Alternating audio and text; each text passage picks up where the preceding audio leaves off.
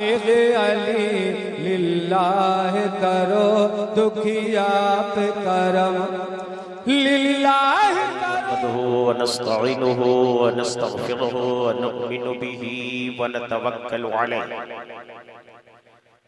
ونعوذ باللہ من شرور انفسنا ومن سیئات اعمالنا من يهده الله فلا مضل له ومن يضلله فلا هادي له واشهد ان لا اله الا الله وحده لا شريك له واشهد ان سيدنا ومولانا محمدا عبده ورسوله اما بعد فقد قال الله تعالى في القرآن المجيد والفرقان الحميد فاعوذ بالله من الشيطان الرجيم بسم الله الرحمن الرحيم إنك لعلى خلق عظيم صدق الله المولانا العظيم وبلغنا رسوله النبي الأمين المتين المبين الكريم ونحن على ذلك لمن الشاهدين والشاكرين والذاكرين والآمنين والحمد لله رب العالمين.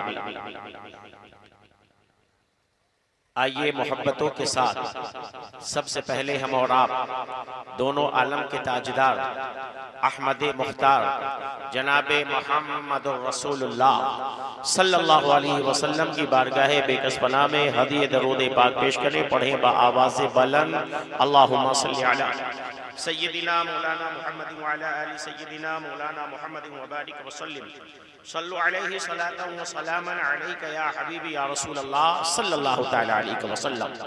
ایک مرتبہ سب مل کر نبی اور آل نبی پر درود شریف پڑھیے. اللہم صلی علی سیدنا مولانا محمد وعلی آل سیدنا مولانا محمد وبارک وسلم صلو علیہ صلاة و سلاما علیکہ یا حبیبی یا رسول اللہ صلی اللہ تعالی علیہ وسلم. فیض و برکت کے واسطے ایک مرتبہ اور درود شریف پڑھ لیجئے. اللہ رب محمد صلی اللہ علیہ وسلم نحن عباد محمد صلی اللہ علیہ وسلم صلی اللہ علیہ محمد صلی اللہ علیہ وسلم. حضرت صوفی صاحب قبلہ آپ کا جلسہ تو ماشاءاللہ بہت ہی عالیشان ہوتا ہے. تبھی 38 سال کی منزلیں طے کرتا ہوا یہاں تک پہنچا. مگر آپ کے جلسے میں جو آئے ہوئے لوگ ہیں اتنے سال سے آ رہے ہیں مگر مجھے لگتا ہے کہ ابھی انہیں بیٹھنے کا صحیح طریقہ پتہ نہیں چلا. اگر صحیح طریقہ پتہ چلا ہوتا تو اتنے مجمع میں بھی بیچ بیچ کی کرسیاں کیوں خالی ہیں؟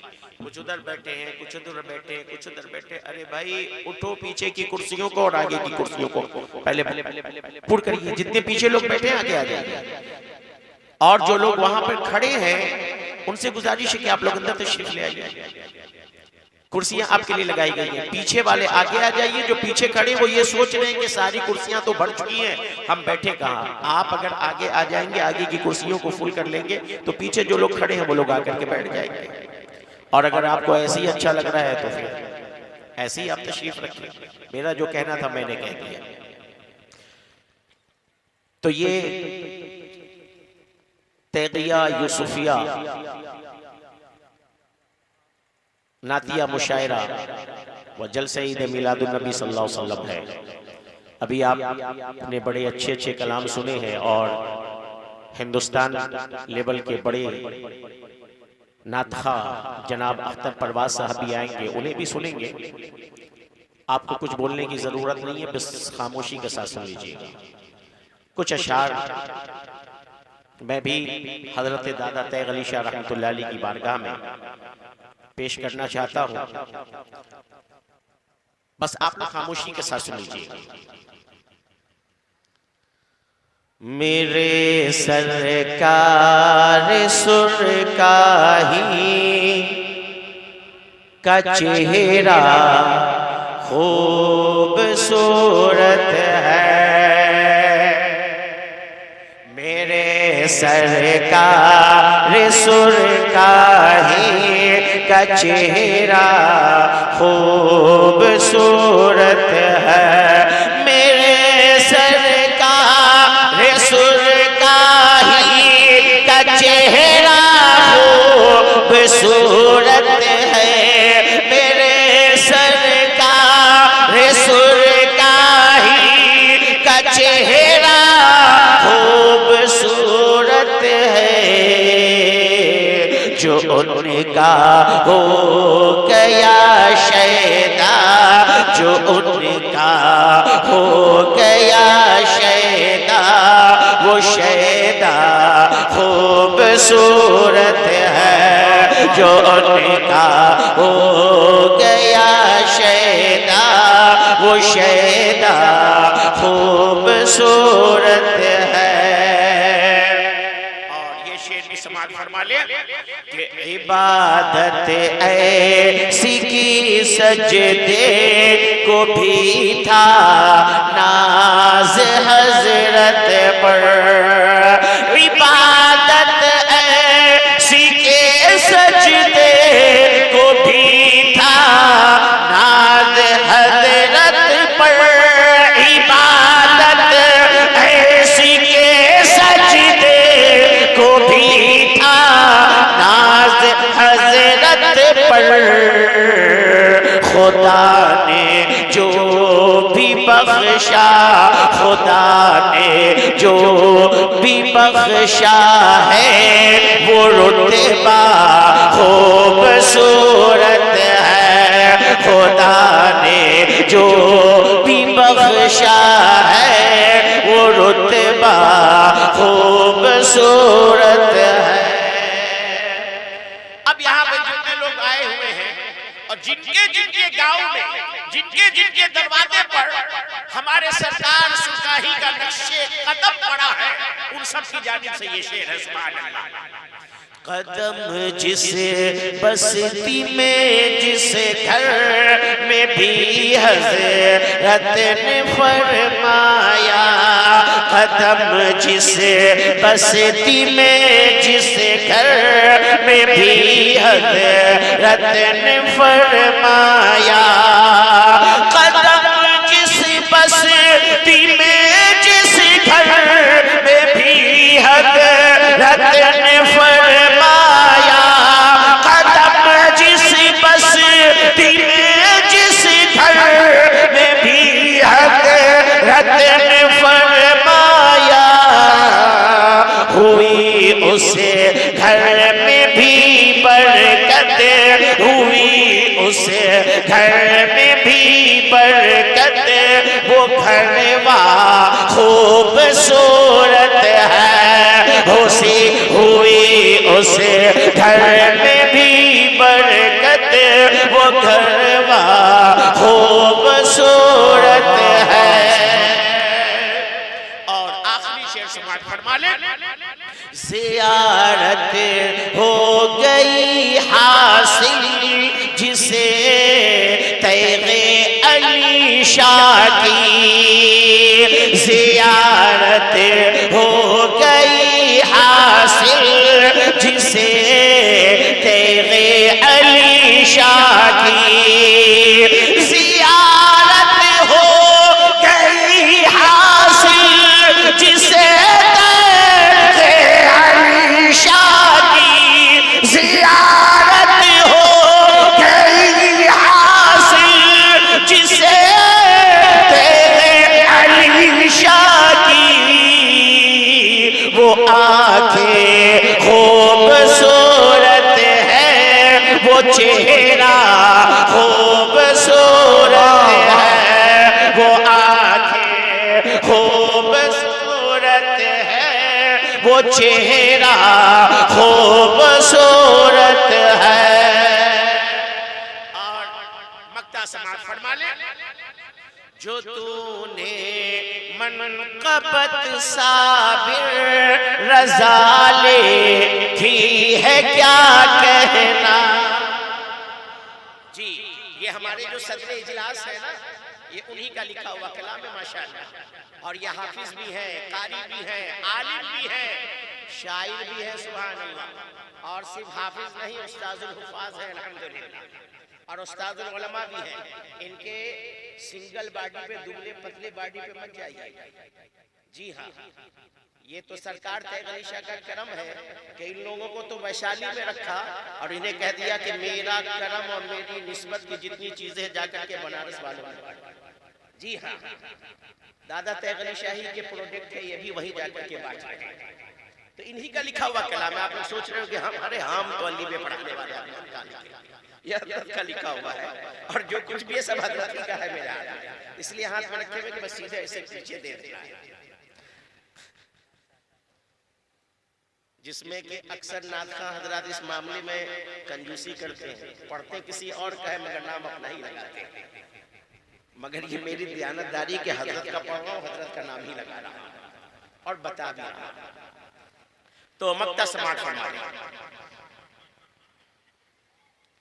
جو تو نے منقبت صابر رضا لکھی ہے کیا کہنا، جو تو نے منقبت صابر رضا لکھی ہے کیا کہنا، جو تو نے منقبت صابر رضا لکھی ہے کیا کہنا، ہے اس کا شعر بھی اچھا، ہے اس کا شعر بھی اچھا، اور مطلع خوبصورت ہے اس کا شعر بھی اچھا، اور مطلع خوبصورت ہے، میرے سرکار سن کا ہی کا چہرہ خوبصورت ہے، جو ان کا ہو گیا شیدا وہ شیدا خوبصورت ہے۔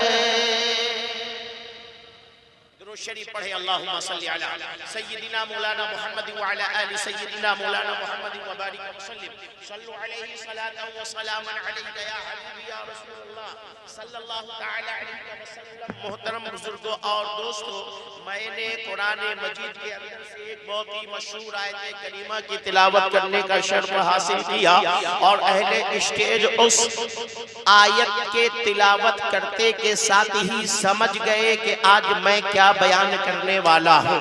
محترم بزرگوں اور دوستوں، آپ سے بھی خصوصی توجہ کا طالب ہوں، اور ساتھ ہی ساتھ اہل اسٹیج سے بھی خصوصی توجہ کا طالب ہوں، اس لیے کہ جس موضوع پر میں گفتگو کرنے جا رہا ہوں اس موضوع، اس چیز کی کمی عوام تو عوام، ہمارے علماء شورا ان کے اندر بھی یہ بہت ہی اصل چیز ہے، اس کی کمی ہے ہمارے۔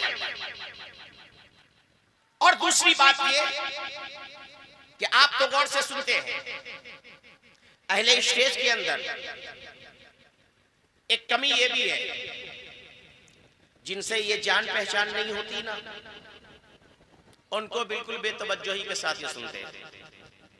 اور پھر دوسری بات یہ کہ کوئی بھی نعت شریف پڑھنے والا یا کوئی بھی تقریر کرنے والا کیا بیان کر رہا ہے، کیا کہہ رہا ہے؟ نعت شریف پڑھنے والا نبی کی نعت پڑھ رہا ہے، اور تقریر کرنے والا اللہ اور اس کے رسول کا فرمان بیان کر رہا ہے۔ پھر سننے میں بے توجہی کیوں؟ اس کا مطلب ہے کہ آپ کا دل عشق نبی سے، اللہ کے ڈر سے خالی ہے، اسی وجہ سے بے توجہی ہے۔ اور پھر دوسری بات یہ کہ میری بات کو سنو، آج کل کیا ہے، جب تک مقرر چیخے نہیں اور شاعر کھینچے نہیں تب تک لوگ کہتے ہیں ہمیں مزہ نہیں آیا۔ تو مزہ لینے کے لیے آئے ہو، اسی لیے تو کل بھی جاہل تھے، آج بھی جاہل۔ سنیوں سے زیادہ ہندوستان میں کسی کا پروگرام نہیں ہوتا ہے، مگر یہ سب سے بڑی حقیقت ہے کہ سنی سے بڑا جاہل بھی مسلمان کے اندر کوئی نہیں۔ جتنی جہالت سنیوں میں بھری ہوئی ہے کسی دوسرے میں نہیں، اور جتنا جلسہ سنی کرتا ہے اتنا کوئی نہیں۔ اس لیے کہ سنی جلسے میں سننے نہیں آتا، عمل کرنے کے لیے نہیں آتا، سنی کو جلسے میں چسکا لینے آتا ہے، مزہ لینے آتا ہے۔ اب سویرے یہ جلسہ ختم ہوگا نا تو گلی کوچوں میں بیٹھ کر کے یہ بات کریں گے کیا ہوا؟ رات میں گئے تھے؟ ہاں گیا تھا. کون جمع؟ یہ جملہ ہو. کون جمع؟ ارے وہ ویشالی کا تو کوئی نہیں جم سکا. اچھا کلکتہ والے بھی نہیں جم سکے، وہ تو اختر پرواز آئے تھے وہی جم گئے. کہ اختر پرواز ہے کہ دہی ہے کہ رکھ کر کے جو ہے کیا بولتے ہیں کثری میں جما دیا اس کو. کون جمع؟ یہ کیا لفظ؟ کون کامیاب رہا؟ یہ کیا لفظ؟ تم نبی کی نعت سننے آئے ہو کہ جمنے اور جمانے کے لیے آئے ہو؟ سنی جلسے کے اندر آتا ہے اپنے دماغ اور اپنے کان کو فنش کرنے کے لیے. یہ کانفیڈنس میں نہیں آتا ہے، یہ کان فنش کرنے آتا ہے. اسی کا نتیجہ ہے کہ کل بھی ہمارے اندر عمل کی کمی تھی اور ہمارا حال یہ ہے کہ آج بھی ہم وہیں پر کھڑے ہوئے. لہذا غور سے سنو، میں نے قرآن مجید کے اندر سے جس آیت کریمہ کی تلاوت کرنے کا شرف حاصل کیا اس پر میں کچھ بولوں. اس سے پہلے آئیے سب مل کر کے محبت سے نبی اور آل نبی پر درود شریف پڑھیں. اللہم صلی علی سیدنا مولانا محمد وعلی آل سیدنا مولانا محمد وبارک وسلم. صلو علیہ صلاۃ و سلاما علیک یا حبیبی یا رسول اللہ صلی اللہ تعالی علیہ وسلم. اللہ تعالیٰ قرآن میں فرماتا ہے انک لعلی خلق عظیم. اے میرے پیارے محبوب بے شک آپ کی خو اور بو بڑی شان والی ہے. اللہ تعالیٰ قرآن کے اندر اپنے پیغمبر جناب محمد رسول اللہ صلی اللہ علیہ وسلم کے اخلاق عظیم کا ذکر کر رہا ہے. اخلاق یہ ایک ایسی چیز ہے کہ ایک بیگانہ ایک دوسرے بیگانے کو اپنا عزیز بنا لیا کرتا ہے، اپنے دل کے قریب کر لیا کرتا ہے. کسی بیگانے کے دل کے اندر محبت ڈالنے کا واحد ذریعہ ہے اخلاق. آج اخلاق کی ہمارے اندر بہت کمی ہے. اتنی کمی ہے کہ میں بتا نہیں سکتا کہ کتنی کمی ہے. یہ بزرگان دین، یہ صوفیاء کرام اپنے پورے دنیا کے اندر جو نبی کریم صلی اللہ علیہ وسلم کے لائے ہوئے دین اسلام کو پھیلایا، کس طور پر پھیلایا، کس چیز سے پھیلایا، کیا تھا ان کے پاس؟ دنیا میں اسلام پھیلا کیسے؟ جب دنیا کے اندر جتنے بھی اسلام کے دشمن مؤرخین اپنے قلم کو اٹھا کر کے تاریخ اسلام کو لکھتے ہیں تو وہ کہتے ہیں اسلام تلوار کے زور پر پھیلا، اسلام لڑائی سے پھیلا، اسلام جھگڑے سے پھیلا، اسلام زبردستی پھیلا، اسلام جو ہے بادشاہوں کے، مسلمان بادشاہوں کے طاقت سے پھیلا. ان سے کہو یہ تمہاری نگاہ دیکھ رہی ہے، تم تعصب کی نگاہ سے دیکھ رہے ہو. اسلام نہ تو بادشاہوں کے تلواروں سے پھیلا ہے، نہ جہاد سے پھیلا ہے، نہ لڑائی سے پھیلا ہے، نہ جھگڑے سے پھیلا ہے. اسلام دنیا کے اندر مدینے والے سرکار کے اخلاق سے پھیلا، میرے نبی کے اخلاق سے پھیلا ہے اسلام.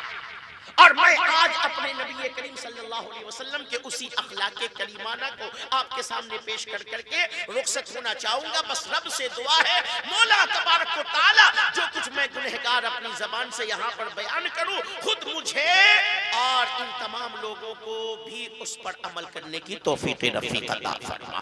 سب سے پہلی حدیث پاک کا ترجمہ سنو. حضرت سیدنا انس رضی اللہ تعالی عنہ روایت کرتے ہیں، وہ فرماتے ہیں میرے آقا کریم صلی اللہ تعالی علیہ وسلم سب سے زیادہ اچھے اخلاق والے تھے. نبی کریم صلی اللہ علیہ وسلم سب سے زیادہ اچھے اخلاق والے. نبی سے بڑھ کر دنیا میں کوئی اخلاق والا نہیں تھا. اور نبی کے اخلاق کریمانہ کو دیکھنا ہے تو پھر اسی حضرت سیدنا انس رضی اللہ تعالی عنہ کی دوسری روایت کردہ حدیث جو انہوں وہی روایت کرتے وہ فرماتے ہیں، حضرت انس رضی اللہ تعالی عنہ کہتے ہیں اے لوگو میں نے کوئی ریشمی کپڑا نہ چھوا جو میرے نبی کریم صلی اللہ علیہ وسلم کے دستے پاک سے زیادہ نرم اور ملائم ہو. حضرت انس کیا کہتے ہیں؟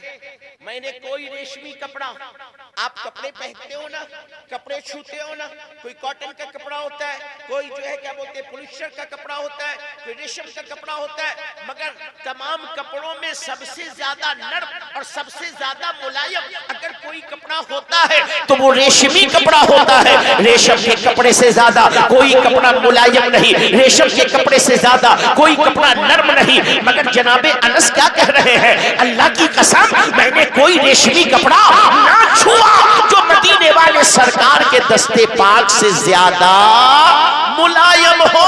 اور آگے کہتے ہیں میں نے کوئی خوشبو نہیں سونگھی جو حضور نبی کریم صلی اللہ علیہ وسلم کے خوشبو سے زیادہ اچھی.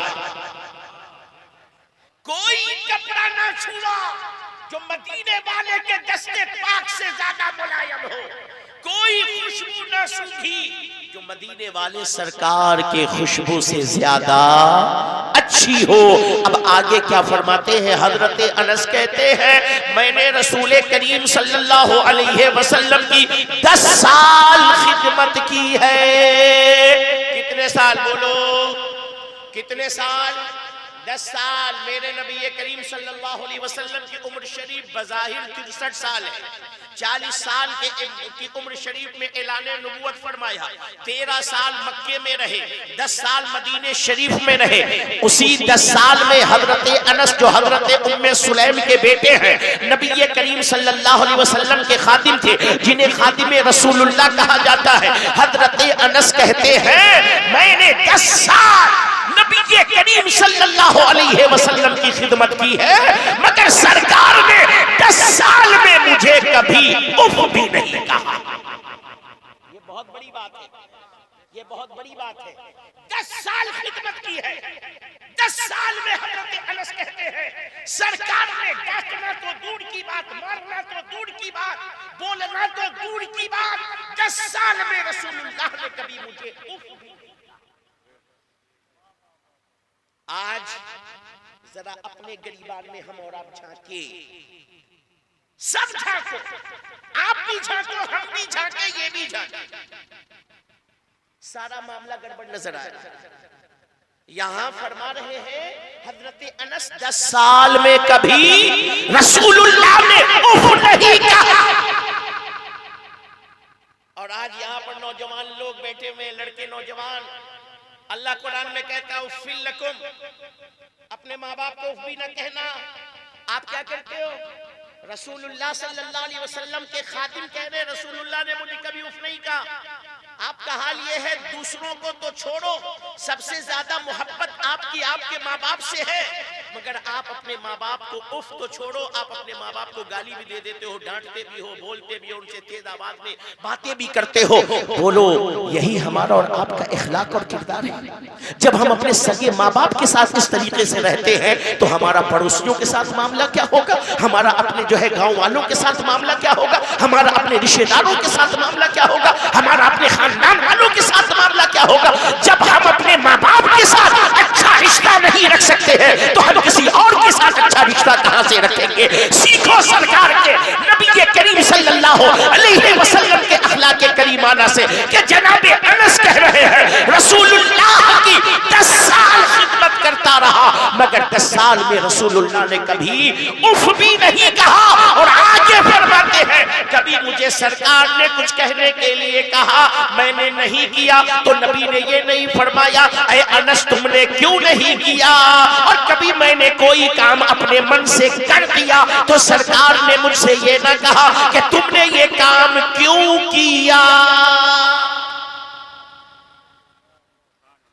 آج ہے کوئی, آج ہے کوئی, آج تو حال عوام کا تو چھوڑو, یہ پیر حضرات جو ہیں, پیر حضرات کا حال بھی بہت برا ہو چکا ہے. عوام تو عوام ہے, یہ پیر صاحب لوگ مرید اگر کچھ کر دے اپنے من سے تو پھر مرید کی تو شامت ہی آنے والی ہے. میں نے کہا تھا تم سے کرنے کے لیے, مجھ سے پوچھا تم نے یہ کیوں کر دیا. ارے اگر آپ سے نہیں پوچھا اور کر ہی دیا تو پھر دیکھو کہ کام غلط کیا کہ اچھا کیا. اگر کام اچھا ہے تو ڈانٹو مت, خوش ہو جاؤ, مگر ہے کیا میں پیر ہوں, مجھ سے پوچھے بغیر تم نے کیا کیوں, مسئلہ تو یہاں پر یہ ہے پگڑی ہماری اونچی ہونی چاہیے. تم نے کیا پیر ہم ہیں, حکم ہم دیں گے کہ تم اپنے من سے کریں. یہ تو حال ہے آج. تو محترم حضرات, یہ رسول اللہ صلی اللہ علیہ وسلم کے خادم کہہ رہے میں نے 10 سال کام کیا سرکار کے ساتھ, اپنے من سے کر دیا. نبی نے نہیں کہا کہ کیوں کیا, اور فرماتے ہیں کچھ کہنے کے لیے نبی نے, کچھ کرنے کے لیے نبی نے کہا, مگر میں بھول گیا. بچے تھے نا, حضرت انس بچے تھے, کہتے ہیں کچھ کہنے کے لیے کرنے کے لیے نبی نے کہا, میں بھول گیا نہیں کیا. تو سرکار نے بعد میں مجھے پکڑ کے یہ نہیں کہا کہ انس میں نے یہ کام کرنے کے لیے کہا تھا, تم نے کیوں نہیں کیا. جی ہاں, 3 باتیں بتا رہے ہیں. ایک تو کہہ رہے ہیں کبھی اف نہ کہا, دوسرے کہہ رہے ہیں میں نے جو کر دیا اپنے من سے, تو کبھی نہیں کہا کہ تم نے کیوں کیا اپنے من سے. اور کچھ کرنے کے لیے کہا اور میں نے نہیں کیا, تو بھی رسول اللہ نے مجھ سے نہیں کہا کہ تم نے یہ کام کیوں نہیں کیا. ایسا اخلاق تو دنیا میں کوئی پیش نہیں کر سکتا, چاہے مفتی ہو, چاہے عالم ہو, چاہے محدث ہو, چاہے مفسر ہو, چاہے پیر ہو, چاہے مرید ہو, چاہے امام ہو, چاہے مقتدی ہو, کوئی نہیں کر سکتا. مگر سوچو ہم اتنا نہیں کر سکتے, مگر جتنا کر سکتے ہیں اتنا بھی تو ہم نہیں کر رہے ہیں. جتنا کر سکتے ہیں اتنا بھی ہم نہیں کر رہے ہیں. یہ ہے آج ہمارا حال. جو ہمارے اپنے ہیں وہ ہم سے دور ہوتے جا رہے ہیں, جو ہمارے قریب ہیں وہ ہم سے دور ہوتے جا رہے ہیں. کوئی ہمارے قریب آتا بھی ہے تو 2 دن 3 دن میں جب وہ ہماری مزاج کو دیکھتا ہے, ہماری بولی دیکھتا ہے, ہمارے طریقے کو دیکھتا ہے, وہ ہم سے دور ہو جاتا ہے. اے لوگوں, طریقہ وہ اپناؤ کہ جو دور ہو چکا ہے وہ آپ کے قریب ہو جائے, جو دور ہے وہ آپ سے قریب ہو جائے, وہ آپ کو چاہنے والا ہو جائے, اور کہنے لگے کہ جب نبی کے غلام کا یہ عالم ہے تو میرے آقا کا عالم کیا ہوگا, میرے مصطفیٰ جان رحمت کا عالم کیا ہوگا. جب ان کے بارگاہ کے یہ تمام ادنا کا یہ عالم ہے تو میرے مصطفیٰ جان رحمت صلی اللہ علیہ وسلم کا مقام و مرتبہ کیا ہوگا. مگر آج ضرورت ہے ہمیں اپنے اخلاق کو سدھارنے کے لیے, ہمیں چاہیے ہماری ذات سے کسی کا دل نہ ٹوٹنے پائے, ہمیں چاہیے ہم کسی کے دل کو دکھائے نہیں. آج ہم دل کو دکھانے کا کام کرتے ہیں, آج ہم دل کو توڑنے کا کام کرتے ہیں. آؤ سنو نبی کریم صلی اللہ علیہ وسلم کی ذات بابرکات کیسی تھی. ایک صاحب یہ رسول ہے, حضرت صاحب نام ہے, وہ کہتے ہیں اللہ کے نبی صلی اللہ علیہ وسلم کی بارگاہ میں نے ایک وحشی گدھے کا تحفہ پیش کیا. سرکار کی بارگاہ میں جناب صاحب نے ایک وحشی گدھا پیش کیا. یا رسول اللہ اسے قبول فرما لیجئے. اللہ کے نبی صلی اللہ علیہ وسلم نے انکار کر دیا, نہیں میں اسے قبول نہیں کروں گا. اللہ کے نبی نے انکار کر دیا. کیا فرم دیا تھا؟ وحشی گدھا. کسی نے اس کا ترجمہ نیل گائے کیا ہے اور کسی نے وحشی گدھا کیا ہے. خیر وہ جانور وحشی تھا, یعنی انسانوں سے کو دیکھ کر کے بھاگنے والا. وحشی کس جانور کو کہتے ہیں؟ وہ جانور جو انسانوں کو دیکھ کر کے ڈر جائے اور بھاگ جائے, انسان کے قابو میں نہ آئے, ایسے جانور کو وحشی جانور کہتے ہیں. نیل گائے یہ بھی وحشی ہے. جو گدھے جنگل میں ہوتے ہیں, جنگلی گدھے, وہ بھی وحشی ہے. تو وہ کہتے ہیں کہ میں نے سرکار کی بارگاہ میں شکار کر کے ایک وحشی گدھا لایا تھا اور میں نے پیش کیا. یا رسول اللہ اسے قبول فرما لیجئے. اللہ کے نبی صلی اللہ علیہ وسلم نے انکار کر دیا.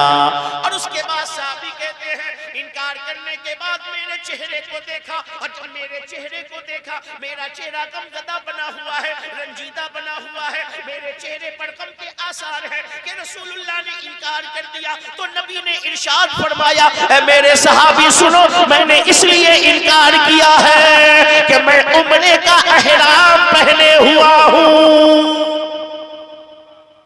احرام کی حالت میں کوئی شکار نہیں کر سکتا, احرام کی حالت میں کوئی چیٹی نہیں مار سکتا, حتیٰ کہ اپنے بدن کا میل بھی نہیں نکال سکتا. کہیں ایسا نہ ہو کہ میل نکالنے میں بال نہ ٹوٹ جائے, جوئیں نہیں نکال سکتے. ساری پابندیاں ہوتی ہے. حتیٰ کہ بعض کے نزدیک ہے کہ فرمائے کہ احرام کی حالت میں کوئی گھاس بھی نہیں نوچ سکتا, پتے بھی پیڑ کے نہیں توڑ سکتا. یہ تمام چیزیں منع ہو جایا کرتی ہیں. اللہ کے نبی صلی اللہ علیہ وسلم کی بارگاہ میں جب انہوں نے پیش کیا تھا تو سرکار نے عمرے کا احرام باندھا ہوا تھا, اور چونکہ وہ وحشی تھا, جنگلی جانور تھا, شکار کر کے پکڑ کر کے لایا گیا تھا، اسی لیے نبی نے فرمایا، وضاحت دی، اے میرے صحابی، دل کیوں چھوٹا کرتا ہے، کیوں غمزدہ ہوتا ہے؟ تو نے یہ تو دیکھا کہ سرکار نے انکار کر دیا ہے، یہ نہیں دیکھا کہ میں نے انکار کیوں کیا ہے۔ انکار کرنے کی وجہ یہ ہے کہ میں نے عمرے کا احرام باندھا ہوا ہے، اس لیے میں نے انکار کر دیا۔ اب آپ نے اس حدیث کو سن لیا، اس حدیث سے کیا پتا چلا؟ اللہ کے نبی صلی اللہ علیہ وسلم نے کبھی کسی کے دل کو نہیں توڑا۔ آج ہمارا اور آپ کا کیا حال ہے؟ اپنے اوپر ذرا غور کرو، ہم کتنا لوگوں کے دل کو توڑتے ہیں، ماں باپ کے دل کو توڑتے ہیں، رشتہ داروں کے دل کو توڑتے ہیں، پڑوسیوں کے دل کو توڑتے ہیں، اولاد کے دل کو توڑتے ہیں، بیوی کے دل کو توڑتے ہیں، بھائی بہنوں کے دل کو توڑتے ہیں۔ جو ہم چاہیں سامنے والے کی خوشی ہم کبھی نہیں دیتے۔ اللہ کے نبی صلی اللہ علیہ وسلم نے ہمیں درس دیا، یہ دل جو اندر ہے دکھتا نہیں ہے، اسے کبھی توڑنا مت۔ آپ کسی کو ڈنڈے مارو، چوٹ دکھے گا کیونکہ ڈنڈا بدن پر لگتا ہے۔ آپ کسی کو چاقو مارو، زخم دکھے گا کیونکہ زخم بدن پر لگتا ہے۔ آپ کسی کو تھپڑ مارو، نشان دکھے گا کیونکہ تھپڑ چہرے پر لگتا ہے۔ مگر کسی کو آپ زبان کی مار مارو، زبان کی اپنی بولی سے مار مارو، وہ نہیں دکھتا ہے، اس لیے کہ دل اندر ہوتا ہے۔ مگر اللہ کی قسم اگر دکھانے والی چیز ہوتی تو آپ دیکھتے کہ آپ کی زبان کی بولی سے سامنے والے کے دل پر کون سا زخم لگا ہے۔ ارے یہ دل وہ دل ہے کہ مصطفیٰ جان رحمت صلی اللہ علیہ وسلم ارشاد فرماتے ہیں، اللہ فرماتا ہے اتنی بڑی دنیا ہے میں اس میں نہیں سماتا، مگر مومن کے دل میں پتہ یہ چلا کہ مومن کا دل وہ دل ہے جو جلوہ خدا۔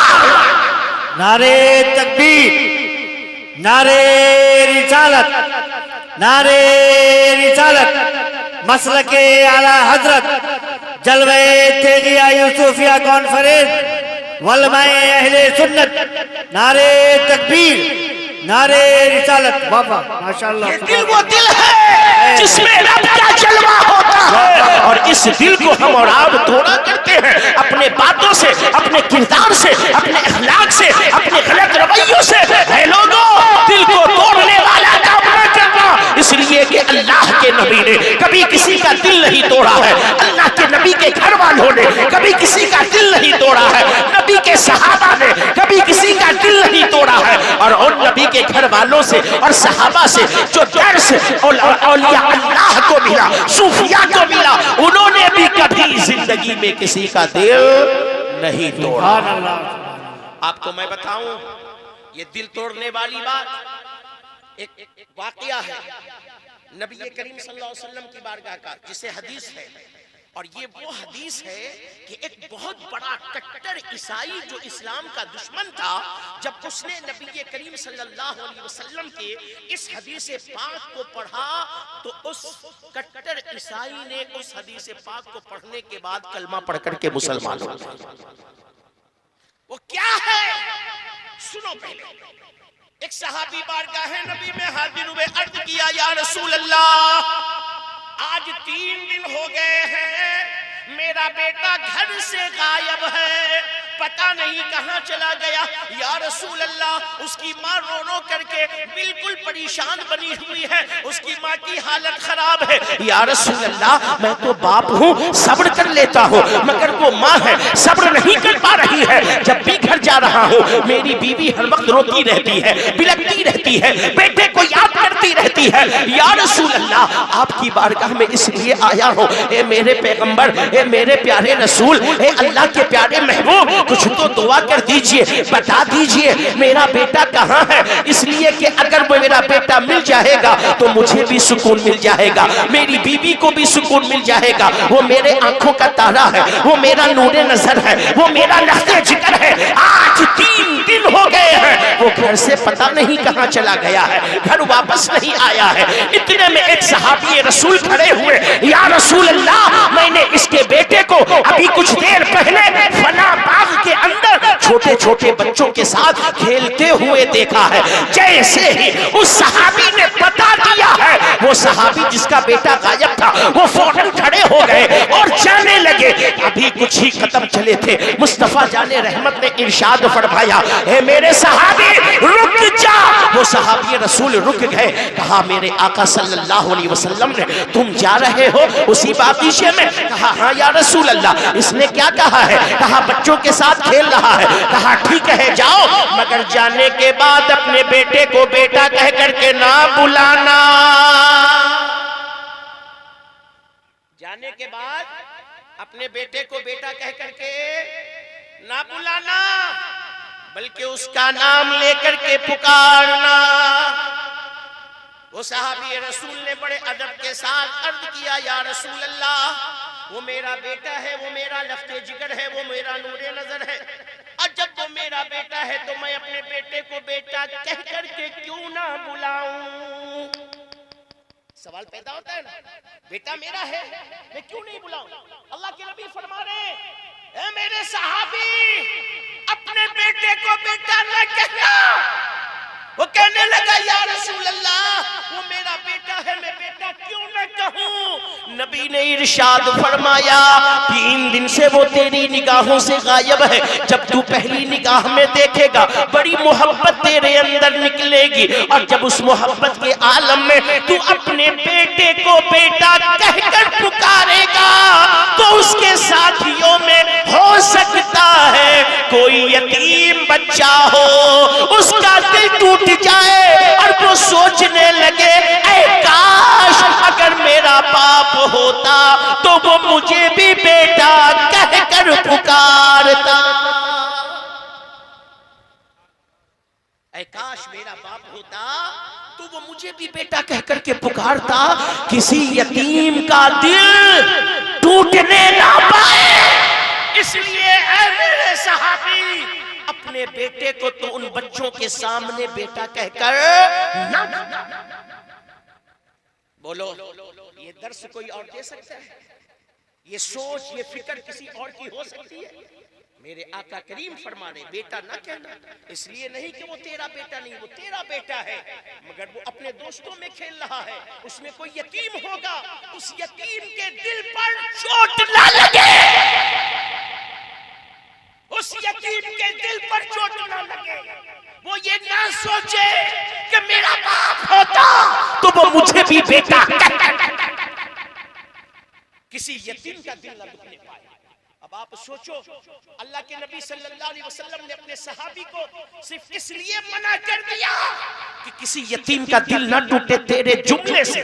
وہ یتیم کا دل نہیں توڑ رہا ہے، وہ اپنے بیٹے کو پکار رہا ہے، مگر نبی فرما رہے ہیں نہیں، ایسا نہیں ہونا چاہیے، تو کہے گا اثر کسی اور پر پڑے گا، اس لیے دل نہ ٹوٹے۔ اے لوگو اب سوچو کہ آدمی کو کہا گیا یتیموں کے بیچ میں اپنے بیٹے کو بیٹا نہ کہہ کر کے پکارو تاکہ تمہاری محبت بڑے الفاظ سے یتیموں کا دل نہ دکھے۔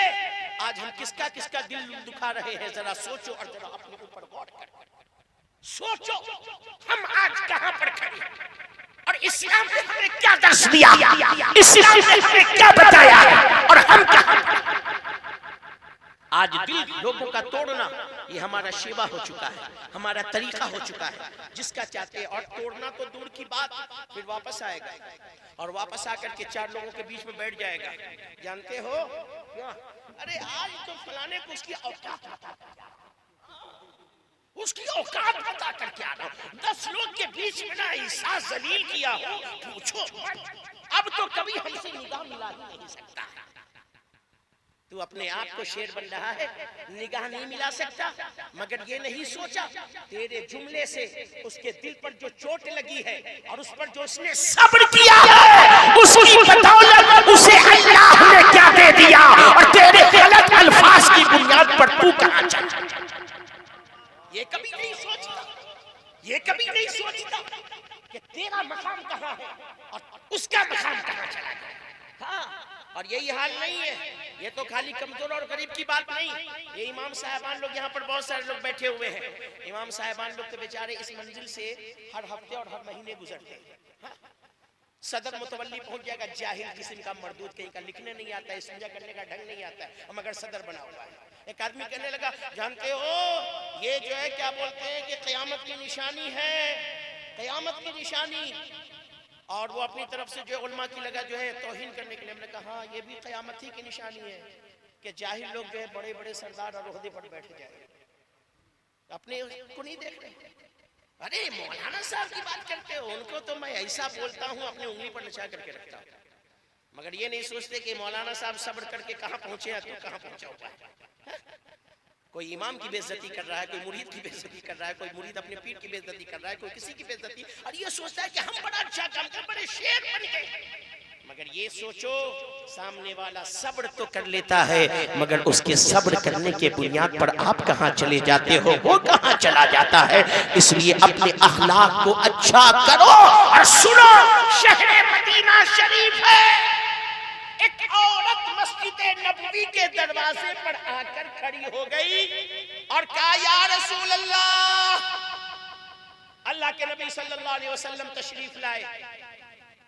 کہا کیا بات ہے؟ کہا یا رسول اللہ سب کے بیچ میں نہیں، کہیں کنارے چلیے، اکیلے میں چلیے، مجھے آپ سے کچھ بات کرنی ہے۔ اللہ کے نبی صلی اللہ علیہ وسلم نے فرمایا چلو، کہاں چل رہا ہے؟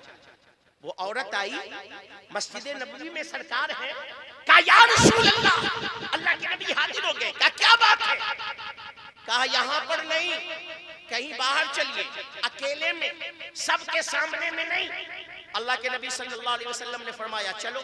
مسجد نبوی کے باہر میں کھلی جگہ تھی، دن کا وقت تھا، دوپہر کا وقت، دھوپ بالکل شدت سے، نبی کریم صلی اللہ علیہ وسلم اسی کھلے میدان میں چلے گئے، کوئی نہیں ہے، صرف نبی ہے، سامنے وہ عورت کھڑی ہوئی ہے۔ اب اس نے کہنا شروع کیا، باتیں بولنا شروع کیا، بات کرتی جا رہی ہے، اللہ کے نبی بالکل غور سے سن رہے ہیں، اور مسجد نبوی میں بیٹھ کر کے سارے صحابہ غصہ ہو رہے ہیں، نبی سن رہے ہیں، صحابہ اندر اندر غصہ ہو رہے ہیں اس عورت پر، اور کہہ رہے ہیں یہ تو پاگل عورت ہے۔ اللہ کے نبی صلی اللہ علیہ وسلم کہاں اس پاگل کے چکر میں پڑ گئے ہیں، اور نبی کریم صلی اللہ علیہ وسلم کا حال کیا ہے، بالکل غور سے اس کی ایک ایک چیز کو سنتے جا رہے ہیں۔ وہ عورت بولتی جا رہی ہے، اور عورتوں کا تو حال جانتے ہو نا، عورتوں کا حال جانتے ہو نا، وہ بولتی ہے تو اس کا کیسٹ کبھی بند ہوتا ہے، کبھی بند ہوتا ہے، نہیں بند ہوتا ہے۔ ارے عورت کا تو حال یہ ہے کہ رات میں شوہر کو نہیں دیا جائے اور بیوی غصہ ہو جاتی ہے، دیکھو ہم نہیں تو سنتے نہیں کرتے، سب کی سنتے ہیں، ہم نہیں سنتے۔ عورت کا یہ حال ہے، اسے نیند بھی نہیں آتی، وہ بولنا چاہے تو بولتی رہے، چار لوگوں کے بیچ میں بیٹھ جائے تو بولتے رہے۔ لندن کے ایک اخبار کے اندر ایک یہ نکلا، جو سب سے بڑا جھوٹ بولے گا اسے جو ہے 5 پاؤنڈ کا انعام دیا جائے گا۔ دنیا سے بھر سے لوگ ایک سے ایک جھوٹ بنا کر کے بھیجے، کسی کو انعام نہیں ملا۔ ایک شخص نے ایک لکھ کر کے بھیجا کہ میں نے دیکھا 5 عورت بیٹھی ہوئی تھی، اب 5 کی 5 چپ تھی،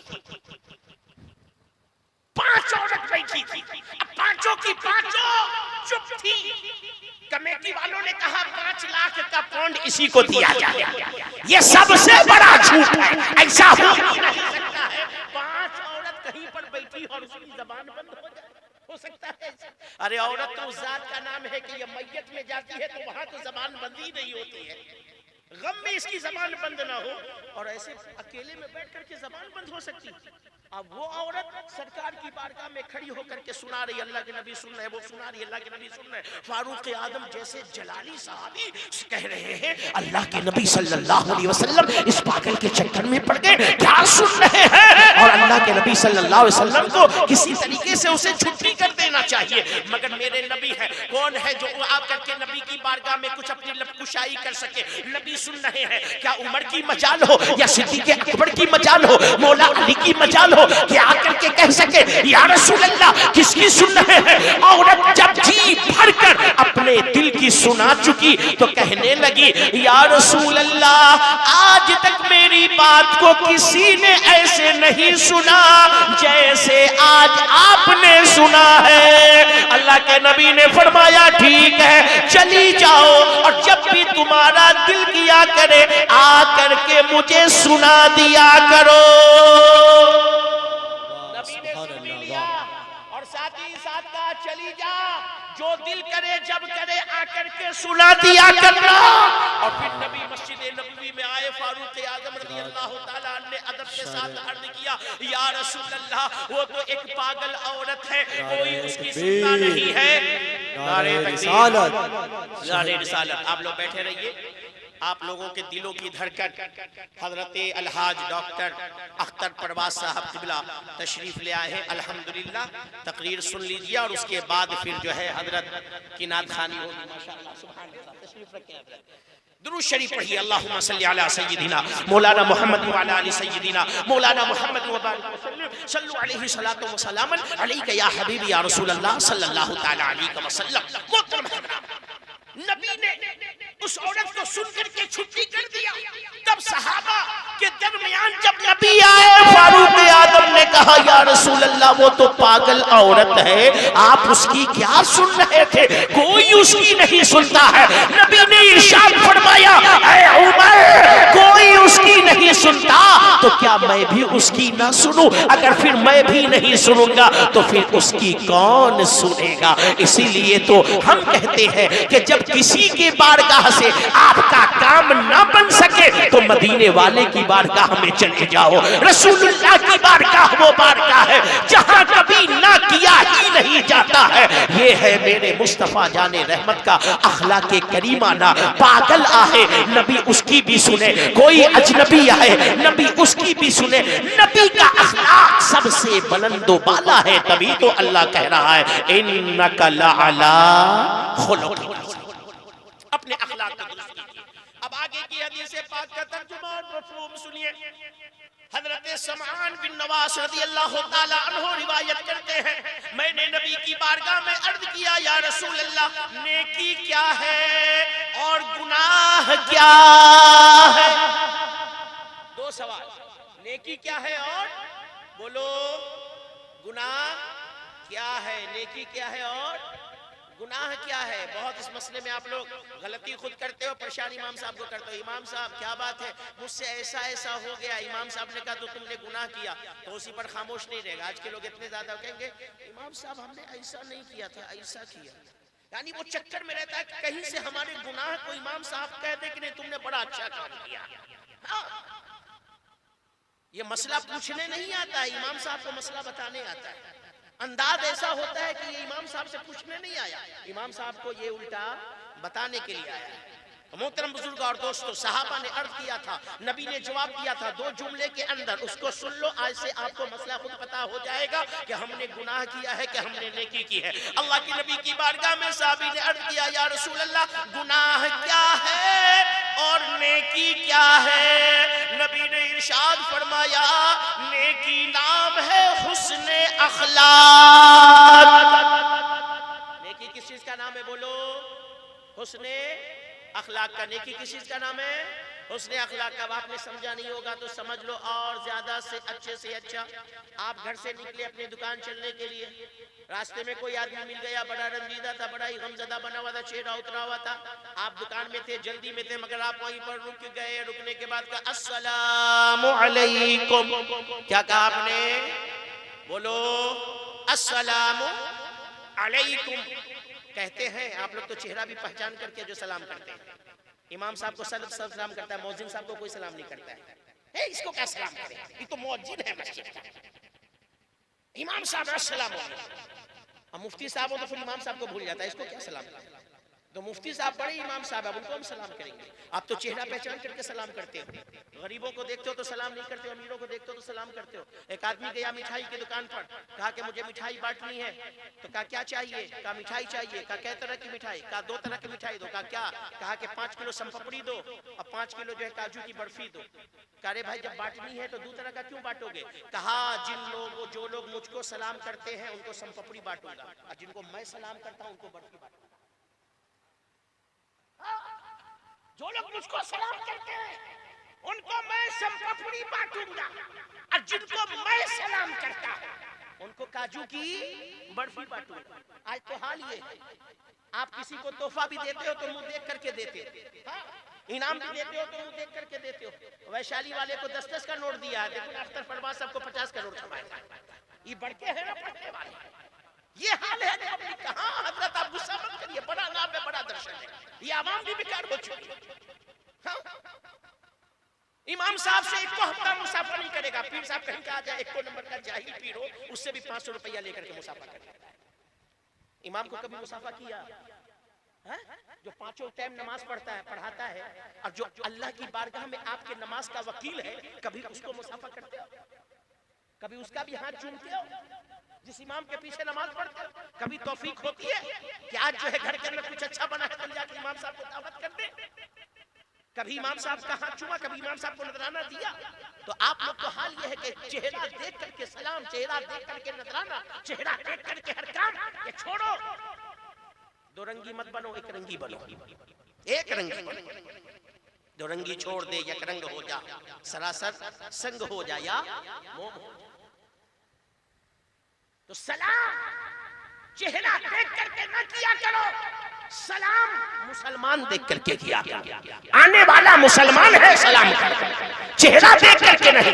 تو سلام کی بات آ گئی تو میں نے کہہ دیا، ورنہ حال کیا ہے میں بتا رہا تھا. حسن اخلاق. آپ نکلے راستے میں ایک آدمی مل گیا، آپ اس کو دیکھیں بڑا چہرہ غمزدہ بنا ہے، آپ جلدی میں تو پھر بھی رک گئے. السلام علیکم، خیریت ہے نا؟ کیا بتائیں؟ اب وہ جیسے ہی بولنا شروع کیا، 2 جملے بولے. آپ نے کہا کوئی بات نہیں، اللہ بہت بڑا ہے، اللہ اپنے سرکار اپنے محبوب کے صدقے میں آپ پر ضرور کرم فرمائے گا، گھبرائیے مت، بزرگوں کا کرم ہوگا، ضرور کرم ہو جائے. اب وہ آدمی آپ کی یہ چند جملے سے اتنا خوش ہو گیا کہ اس کا چہرہ مرجھایا ہوا تھا. دیا آپ نے اس کو کچھ نہیں، بس مسکرا کر کے تھوڑی دیر آپ اس سے بات کر لیے، اس کے دل کو سکون مل گیا، چہرے پر جو ہے اس کے مسکراہٹ پیدا ہو گئی. یہ کیا ہے؟ اسی کا نام حسن اخلاق ہے.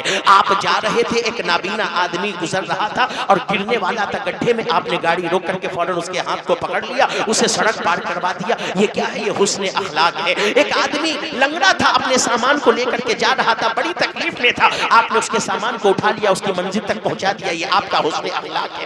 آپ کو پتا چلا پڑوسی بیمار ہے، چلے گئے اس کو دیکھنے کے لیے، جا کر کے تھوڑی دیر بیٹھ گئے، دعا دے دیا. یہ آپ کا حسن اخلاق ہے.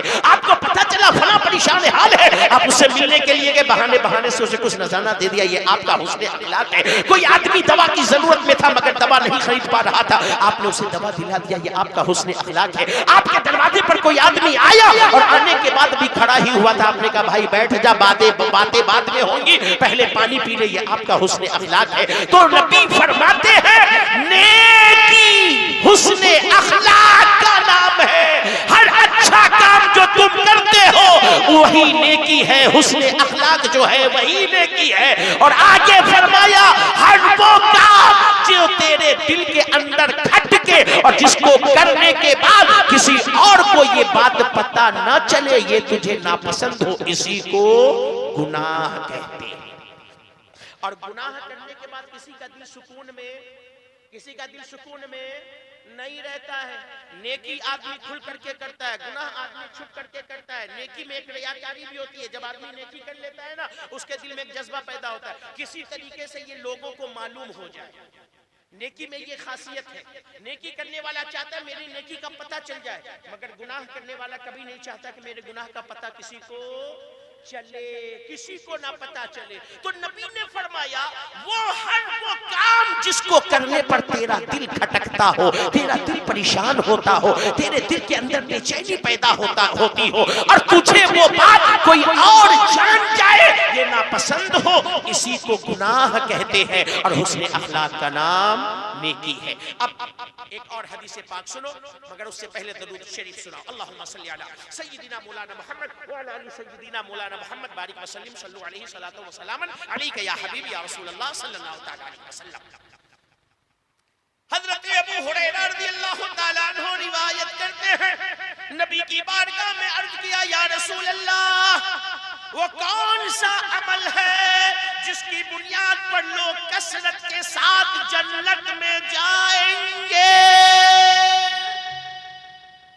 ہم لوگوں کے جلسے میں تو جنت جو ہے ٹوکری میں رکھ کر کے ایک دم پھٹ کر کے بھاؤ بیچی جاتی ہے. جتنا آتا ہے سب سوچتا ہے کہ ہاں آج تو رات میں جلسہ سن لیا اب تو سیدھے جنتی ہی ہے. عمل کچھ نہیں کرے گا مگر جنت میں جائے گا. نماز ایک وقت کی نہیں پڑھے گا مگر جنت میں جانے کا دعویٰ ہے. جنت کی کنجی کیا ہے؟ کیا ہے جنت کی کنجی؟ بولو. نماز ہے. کتنے لوگ آئے ہو نماز پڑھ کر کے؟ ابھی ہاتھ اٹھوا دو نا.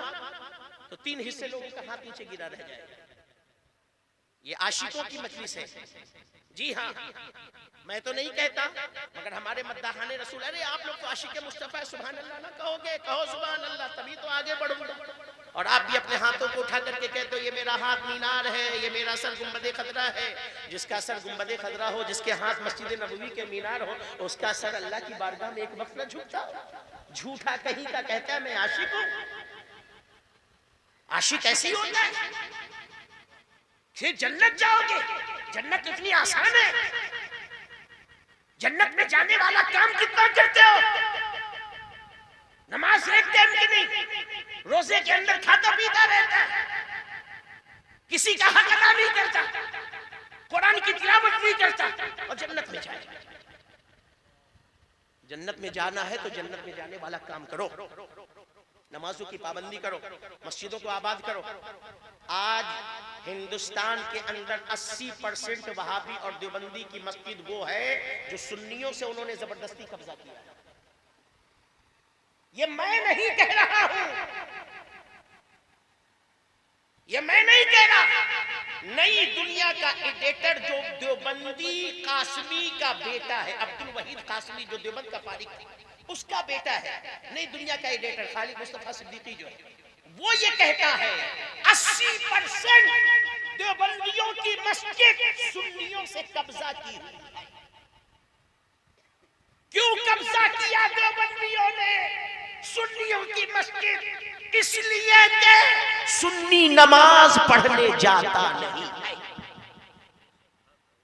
اگر ہم نماز پڑھنے جاتے تو ان دیوبندی بدعقیدوں کی مجال کیا تھی کہ ہماری مسجد میں قبضہ کرتے؟ ہم گئے نہیں.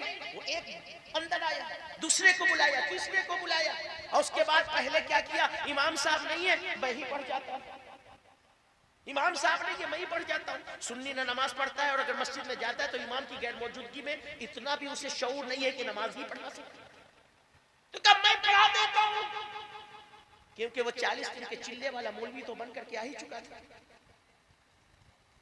بڑھ گیا.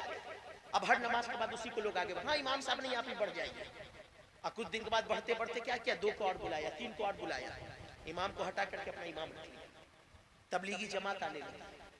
اے سنیوں، اگر آج ہم نمازی ہوتے، نماز پڑھ رہے ہوتے تو ہماری مسجدوں میں دیوبندی اور وہابی کا قبضہ نہیں ہوا. مگر ہم مسجد میں جاتے تو نماز کی پابندی کرو.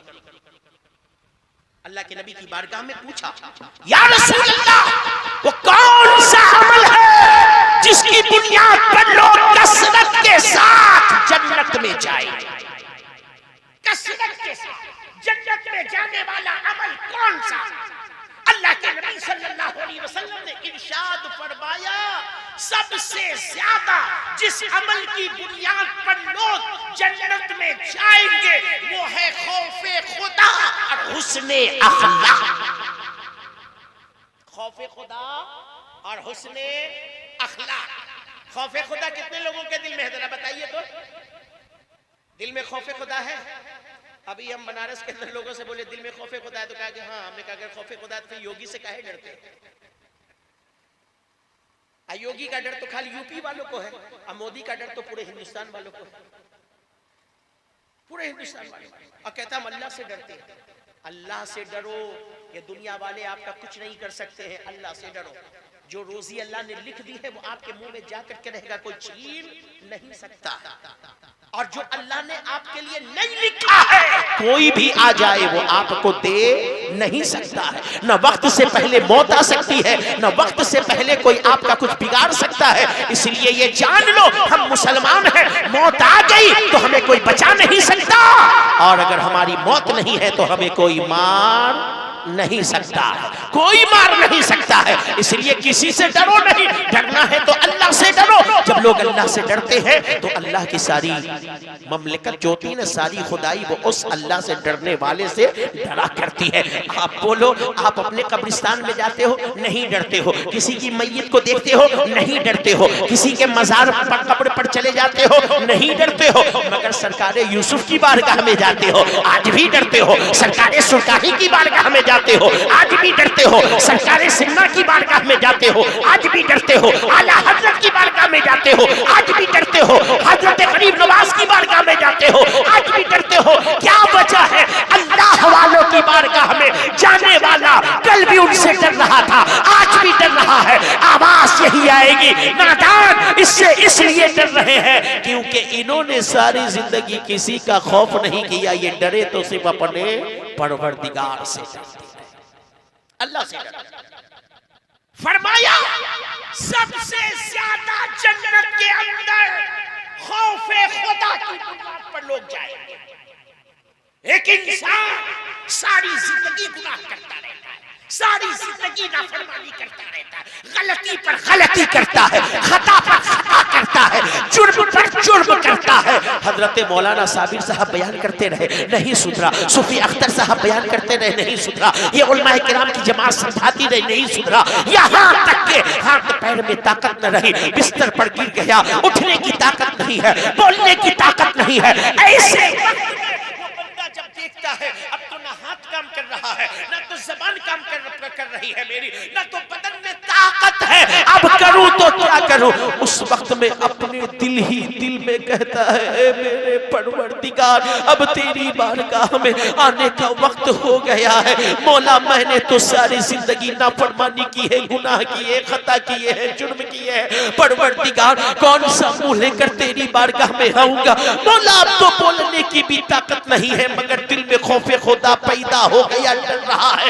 اسی ڈر کے عالم میں اپنے آنکھوں کو رب کی بارگاہ میں اٹھا کر کے کہتا ہے مولا مجھے بخش دے، مجھے معاف کر دے۔ اللہ اتنا کریم ہے کہ اس بستر پر پڑے ہوئے کمزور و ناتواں گنہگار انسان کی جب وہ اپنی نگاہوں سے بھی رب کی بارگاہ میں رب سے ڈر کر دعا کر دیتا ہے، اللہ اس کی ساری زندگی کے گناہوں کو معاف۔